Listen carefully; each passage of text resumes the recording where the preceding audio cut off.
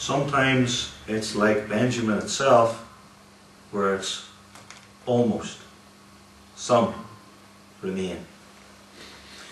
In our day, though, very few people submit to church discipline. They add to their sins by just resigning.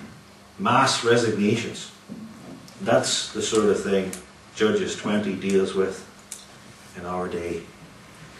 The calling to us, beloved, this may come to some of us in the future too, maybe years down the line, so file it away, is never, never do this. Do not side with a party under discipline or resigning under discipline.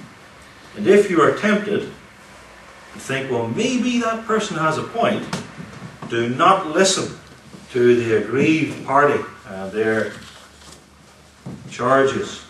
If you're in any way tempted, ask the consistory, what really happened? And then the consistory will show you the relevant minutes. But for all that, though, why destroy all of Benjamin?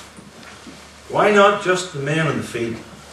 Why also the old men, the women, and the children? And to answer that, I could show you relevant passages, perhaps especially from Deuteronomy. Deuteronomy 13 verses 12 and following says that if a whole city defends the sons of Belial in that city, wipe out the whole city.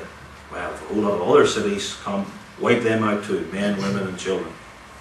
Or I could point you to Deuteronomy 17 verse 12, which says that when someone disagrees with the high priest, assuming now that the high priest is doing things according to Scripture, then that person must be excommunicated, New Testament for Old Testament, putting to death.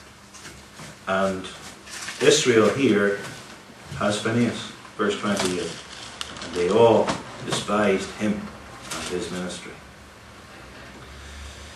But aside from those specific texts, the general idea is easily grasped by every one of us. In general, what did Benjamin do?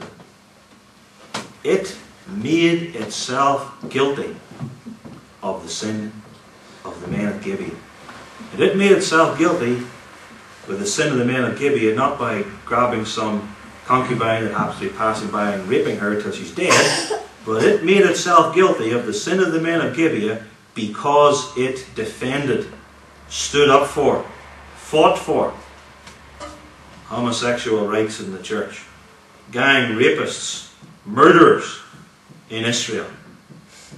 And that's what happens when someone sides with somebody on. You make yourself guilty of that person's sin, and therefore you fall under the censure of the Church of Jesus Christ too. Don't do that. Don't do that. It nearly destroyed Benjamin.